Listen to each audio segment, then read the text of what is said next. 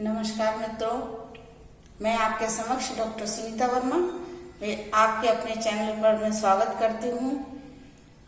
दोस्तों, अभी मैं आपके समक्ष प्रेमचंद जी का जीवन परिचय और उनका साहित्यिक परिचय आपके समक्ष लेके आई।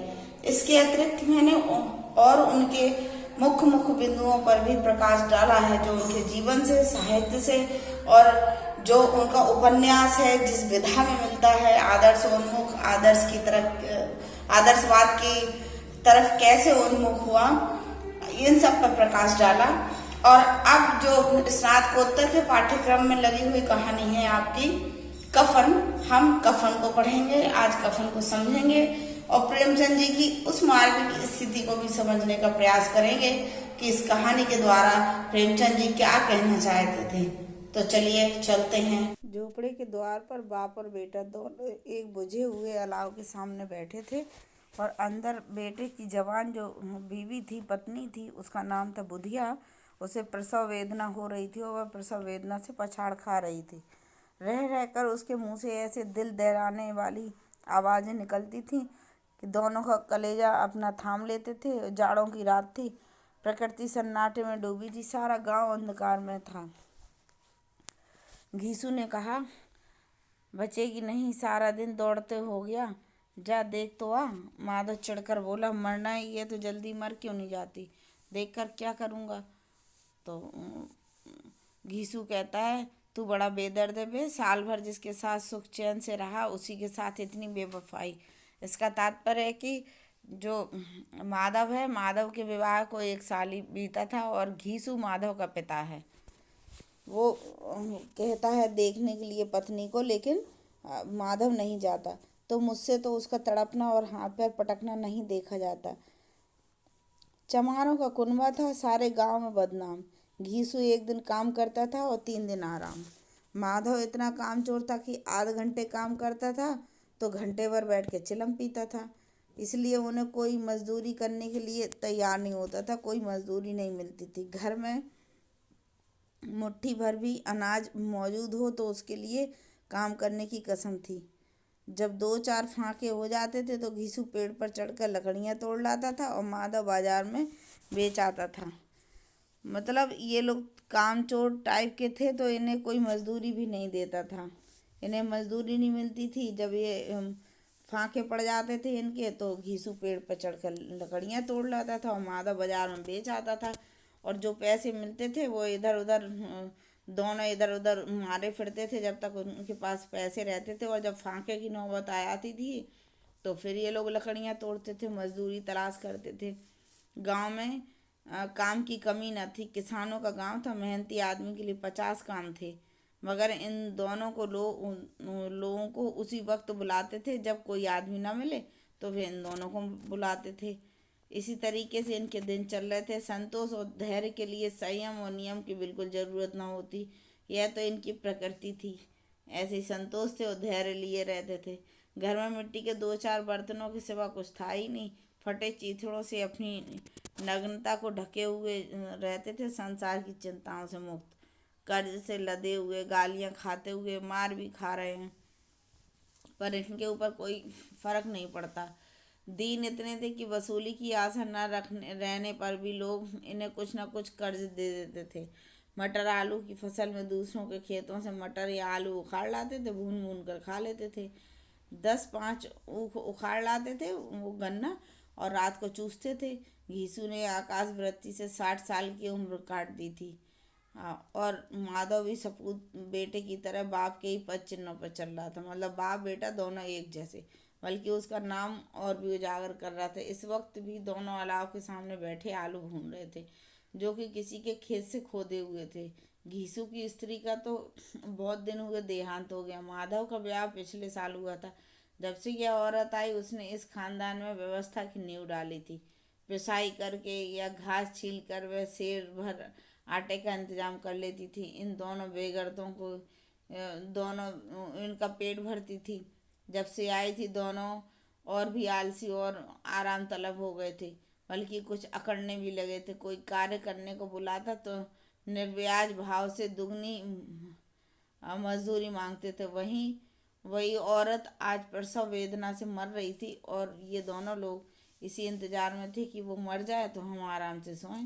घीसू ने आलू निकाल कर छीलते हुए कहा पिता ने, जाकर देख तो क्या दशा है उसकी। चुड़ैल का फिसाद होगा और क्या। यहाँ तो ओझा भी 1 रुपये मांगता है। माधव को भय था कि कोठरी में गया तो घीसू आलूओं को बड़ा भाग साफ कर देगा और मुझे कम मिलेगा। मुझे वहाँ जाते ही डर लगता है, कह रहा है।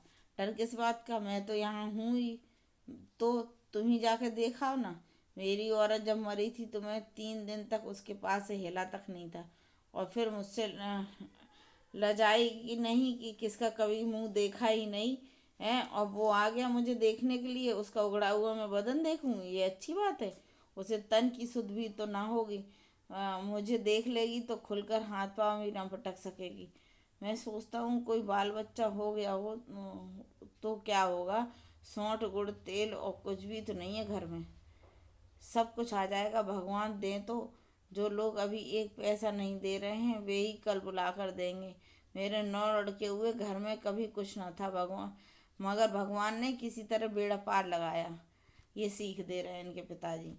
जिस समाज में रात दिन मेहनत करने वालों की हालत उनकी हालत से बहुत कुछ अच्छी न थी, और किसानों के मुकाबले में वे लोग जो किसानों की दुर्बलताओं से लाभ उठाना जानते थे कहीं ज़्यादा संपन्न थे। वहाँ इस तरह की मनोवृत्ति का पैदा हो जाना कोई अचरज की बात नहीं थी। हम कहेंगे घीसू किसानों से कहीं ज़्यादा विचारवान हैं। जो किसानों के विचार शून्य समूह में शामिल होते हैं तो बदले बैठक में कुत्सित मंडली में जा मिलता है। दोनों आलू निकाल निकाल के जलते जलते खाने लगे हैं। वहाँ कोई नहीं गया, कल से कुछ नहीं खाया। इतना सब्र नहीं था कि उन्हें ठंडा हो जाने तो कई बार दोनों की जबानें जल रही थी। छिल जाने पे भी आलू की बाहरी हिस्सा बहुत ज़्यादा गर्म न मालूम होता था, लेकिन दांतों के तले पड़ते ही अंदर का हिस्सा जबान हलक और तालू को जला देता था। और उस अंगारों के मुंह में रखने में ज़्यादा खैरियत इसी में थी कि वे अंदर पहुंच जाए। तो ये लोग क्या कर रहे थे, सटासट गटक रहे थे कि हम कितने जल्दी अंदर कर लें। वहाँ उसे ठंडा करने के लिए काफ़ी सामान था, इसलिए दोनों जल्द जल्द निकल रहे थे। हालांकि इस कोशिश में उनकी आंखों में आंसू निकल आते। घीसू को उस वक्त ठाकुर की बारात याद आई जिसमें 20 साल पहले वह गया था। उस दावत में उसे जो तृप्ति मिली थी उसके जीवन में एक याद रखने लायक बात थी कि आज भी उसकी याद ताज़ा थी। बोला, वह भोज नहीं भूलता जब से फिर उस तरह का खाना हमें भरपेट मिला ही नहीं। लड़की वालों ने भरपेट पूड़ियाँ खिलाई थी सबको। छोटे बड़े सब ने पूड़ियाँ खाई। असली घी की चटनी, रायता, 3 तरह के सूखे साग, एक रसेदार तरकारी, दही, चटनी, मिठाई, इतना सब बना था। और कोई रोक टोक नहीं थी, जो चीज़ मांगो और जो जितनी चाहो खा लो। लोगों ने ऐसा खाया कि किसी से पानी न पिया गया। मगर परोसने वाले हैं कि पत्तल में गरम गरम गोल गोल सुवासित कचौड़ियाँ डाल दे तो मना करते कि नहीं चाहिए। पत्तल पर हाथ से रोके हुए हैं, मगर वे हैं कि दिए जाते हैं। और जब से मुंह धो लिया है तो पान इलायची भी मिली। मतलब इतना अच्छा था, हम लोग वहाँ गए थे, खाने पीने का बड़ा अच्छा था। अब आप देखिए, एक तरफ उसकी पत्नी मर रही है माधव की प्रसव पीड़ा में, एक तरफ इन्हें खाने की लगी हुई है। अब कोई क्या खिलाएगा। वो ज़माना दूसरा था। अब तो सबको किफ़ायत सूझती है। शादी ब्याह में खर्च नहीं करो, क्रियाक्रम में खर्च नहीं करो। पूछो गरीबों का माल बटोर बटोर कहाँ रखोगे। बटोरने में कमी नहीं, यहाँ खर्च में इनको किफ़ायत सूझती है। तुमने 20 एक पूरियाँ खाई होंगी। दूसरा वो पिता बोले, 20 से ज़्यादा खाई थी, मैं 50 खा जाता। 50 से कम मैंने भी ना खाई होंगी। अच्छा पट्टा था तू तो, मैं तो तेरा आधा ही हूँ, या तू तो मेरा आधा ही है। आलू खा के दोनों ने पानी पिया। वहीं अलाव के सामने अपनी धोतियाँ ओढ़कर पाँव पेट में डाल के सो गए, जैसे दो बड़े बड़े अजगर हो ना, कुंडली मार के सो जाए ऐसे। सवेरे माधव ने कोठरी में जाकर देखा तो उसकी स्त्री ठंडी हो गई थी। उसके मुंह पर मक्खियाँ भिनक रही थीं, पथराई हुई आंखें ऊपर टंगी हुई थी, सारी देह धूल से लथपथ हो रही थी। उसके पेट में बच्चा मर गया था। माधव भगा हुआ घीसू के पास गया और वो कहने लगा जोर जोर से, हाय हाय करने और छाती पीटने लगा। पड़ोस वाले ने रोना धोना सुना तो दौड़ते हुए आए। पुरानी मर्यादा के अनुसार इन अभागों को समझाने लगे। मगर ज़्यादा रोने पीटने का अवसर न था। कफन और लकड़ी की फिक्र करनी थी, पर घर में तो पैसा इस तरह गायब था जैसे चील के घोंसले से मांस गायब हो जाता है। बाप बेटे रोते हुए गांव के जमींदार के पास पहुंचे और फिर इन दोनों की सूरत, वो हालांकि इन दोनों की सूरत देखते थे तो नफरत करते थे। कई बार इनको इन इन लोगों को पीट भी चुके हैं चोरी करने के उसमें, वादे पर काम ना आने के लिए। क्या रे, क्या है बे घिसुआ, रोता क्यों है? अब तो तू कहीं दिखाई नहीं देता, मालूम होता है इस गांव में रहना नहीं चाहता। घीसू ने कहा, जमीन पर सिर रख कर आंखों में आंसू भरते कहा, सरकार बड़ी विपत्ति में हूँ। माधव की घरवाली रात को गुजर गई। रात भर तड़पती रही सरकार। हम दोनों उसके सिराने बैठे रहे, दवा दारू को जो कुछ हो सका सब किया, और मुदा वह हमें दगा दे गई। अब कोई एक रोटी देने वाला भी न रहा। मालिक, तबाह हो गए हम, घर उजड़ गया, आपका गुलाम हूँ। अब आपके सिवा कौन उसकी मिट्टी पार लगाएगा? उसके हाथ में जो कुछ था वह सब तो दवा दारू में लग गया। सरकार ही की दया होगी तो उसकी मिट्टी उठेगी, आपके सिवा किसके द्वार पर जाऊं? जमींदार थोड़े दयालु भी थे, गुस्सा भी करते, तो उन्हें इन पे दया आ गई और बोले, हरामखोर कहीं के। और ये क्रोध करके उन्होंने अपना क्रोध दबा लिया। जमींदार साहब ने इनको 2 रुपए दे दिए। गांव के बनिए महाजनों को इनकार का साहस कैसे होता। घीसू जमींदार के नाम का ढिढोरा पीटना खूब चालू कर दिया। किसी ने 2 आने दिए, बोले, देखो हमारे जमींदार साहब को दया आ गई तो हमें 2 रुपये दे दिए। तो उनकी बात सुन करके किसी ने 2 आने दे दिए, किसी ने 4 आने दे दिए। 1 घंटे में घीसू के पास 5 रुपये की कमाई हो गई। कहीं से नाज मिल गया यानी अनाज मिल गया, कहीं से लकड़ी मिल गई। और दोपहर को घीसू को माधव बाजार से कफन लाने चले गए। इधर लोग बांस काटने लगे। गांव की नरम दिल स्त्रियां आकर लाश को देखती और उसकी बेकसी पर 2 आंसू गिराकर चली जाती थी। इस तरीके से चल रहा था। फिर बाजार में पहुंच कर घीसू बोला, लकड़ी तो उसने जलाने भर को मिल गई थी। माधव बोला, हाँ तो हाँ, लकड़ी तो बहुत है, अब कफन चाहिए। हाँ चलो कोई हल्का सा कफन ले लेते हैं। हाँ और क्या, लाश उठते उठते रात हो जाएगी, रात को कफन कौन देखता है कैसा है कैसा नहीं। फिर आपस में बात कर रहे वो लोग, कैसा बुरा रिवाज है, जिसे जीते जी तन ढकने को चीथड़ा भी न मिले उसे मरने पर नया कफन चाहिए। कफन लाश के साथ जल ही तो जाता है और क्या रखा रहता है। यही 5 रुपए पहले मिलते तो कुछ दवा दारू हो जाती। दोनों एक दूसरे के मन की बात ताड़ गए। बाजार में इधर उधर घूमते रहे हैं, कभी इस दुकान कभी उस दुकान, कभी तरह तरह के रेशमी और सूती कफन देखते रहे, मगर कुछ जचाई नहीं। यहाँ तक कि शाम हो गई और दोनों न जाने किस देवी प्रेरणा से एक गए और दोनों जो है मधुशाला के सामने पहुंच गए। और उन लोगों ने क्या किया, जी जो कफन के पैसे मिले थे उससे इन लोगों ने मधु पी ली।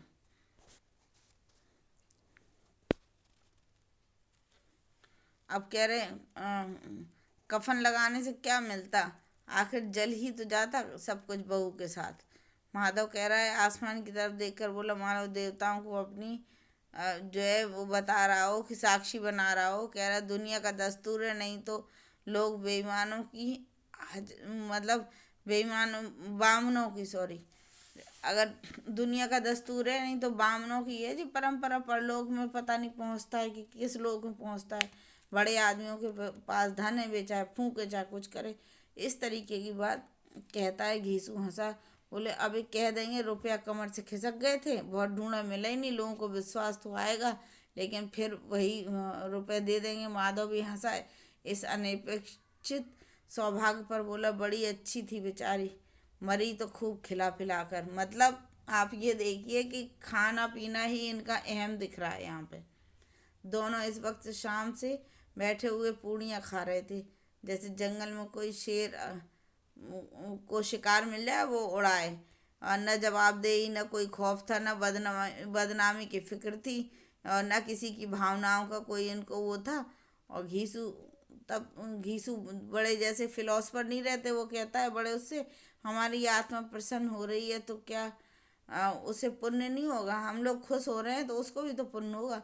माधव ने श्रद्धा से सिर झुकाकर तस्दीक दी, जरूर से जरूर होगा। और तुम तो अंतर्यामी, उसे बैकुंठ ले जाना, हम दोनों हृदय से आशीर्वाद दे रहे हैं। और उन्होंने बैठ के भोजन कर लिया। वह कभी उम्र भर ना मिला था, लेकिन ऐसे खाया उनने जैसे उनको जीवन भर कभी खाना ही ना मिला हो। एक क्षण के बाद माधव के मन में एक शंका जागी। बोले, क्यों दादा, हम लोग भी तो एक न एक दिन वहां जाएंगे ही ना। घीसू ने कहा, इस भोले वाले सवाल का उत्तर क्या देना, परलोक को तो सभी को जाना है। ठीक है, इस तरीके की बातें दोनों करते। तू कैसे जानता है कफन नहीं मिलेगा? तो तू ऐसा गधा समझता है कि 60 साल क्या दुनिया में घास खोदता रहा है क्योंकि कफन मिलेगा नहीं, इसके लिए बहुत अच्छा है। माधव को विश्वास ना आया। बोला, कौन देगा? रुपए तो तुमने चट कर दिए, वह तो मुझसे पूछेगी। उसकी मांग में सिंदूर तो मैंने डाला था। घीसू गर्म होकर बोला, अच्छा, मैं उसे कफन मिलेगा, तू मानता क्यों नहीं है? कौन देगा बताओ क्यों? बोले कि वही लोग देंगे जिन्होंने अभी दिया है। अब की रुपए हमारे हाथ ना आएंगे। ज्यों ज्यों अंधेरा बढ़ता गया, सितारों की चमक तेज होती गई, मधुशाला की रौनक बढ़ती गई। कोई गाता था, कोई डींग मारता था, कोई अपनी संगी को गले लगा के लिपटा लेता था, कोई अपने दोस्त के मुंह कुल्लड़ लगा देता था। वहाँ का वातावरण कुछ ऐसे ही था। हवा में नशा था। कितने तो आकर एक चुल्लू भर में मस्त हो जाते थे। शराब से ज़्यादा वहाँ की हवा उन पर नशा करती थी। जीवन की बाधाएं यहाँ खींच लाती थी और कुछ देर के लिए भूल जाते थे वे जीते थे या मरते थे, या ना जीते थे या ना मरते थे। पर ये दोनों बाप बेटा अब भी मज़े लेकर चुस्कियाँ ले ही रहे थे। बताइए, इतनी देर हो गई ये बैठ बैठे चुस्की ले रहे। सबकी निगाह इनकी ओर जमी थी कि दोनों कितने भाग्य के बली हैं। पूरी बोतल बीच में है। ये दोनों लोग अपने भाग पे वो कर रहे थे, हम लोग कितने भागशाली हैं कि दो के बीच में एक बोतल मिल गई, अब हम पियेंगे। भरपेट खाकर माधव ने बची हुई पूड़ियों को पत्तल उठाकर भिखारी को दे दिया, जो खड़ा इनकी ओर भूरी आंखों से देख रहा था। देने के गौरव, आनंद और उल्लास का उसने अपने जीवन में पहली बार अनुभव किया। घीसू ने कहा, ले जा, खूब जा, आशीर्वाद जिसकी कमाई है वह तो मर गई, पर तेरा आशीर्वाद उसे जरूर पहुंचाएगा। रोए रोए से वो आशीर्वाद दे रही होगी। बड़ी गाढ़ी कमाई के पैसे हैं ये। माधव ने फिर आसमान की तरफ देखकर कहा, वह बैकुंठ में जाएगी दादा, वह बैकुंठ की रानी बनेगी। घीसू खड़ा हो गया और जैसे उल्लास की लहरों में तैरता हुआ बोला, हाँ बेटा, बैकुंठ में जाएगी। किसी को सताया नहीं उसने, किसी को दबाया नहीं। मरते मरते हमारी जिंदगी की सबसे बड़ी लालसा भी पूरी कर गई। वह ना तो बैकुंठ में जाएगी तो क्या मोटे मोटे लोग जाएंगे? वही तो है एक जो बैकुंठ में जाएगी। बैकुंठ यानी कि स्वर्ग में जाना। जो गरीबों को दोनों हाथों से लूटते हैं, अपने पाप धोने के लिए गंगा नहाते हैं, क्या ऐसे लोग वैकुंठ जाते हैं? माधव बोला, मगर दादा, बेचारी ने जिंदगी में बड़ा दुख भोगा, कितना दुख झेल कर मरी। वह आंखों पर रखकर हाथ रख कर के रोने लगा, चीखे मार मार कर रोने लगा। घीसू ने समझाया, क्यों रोता है बेटा?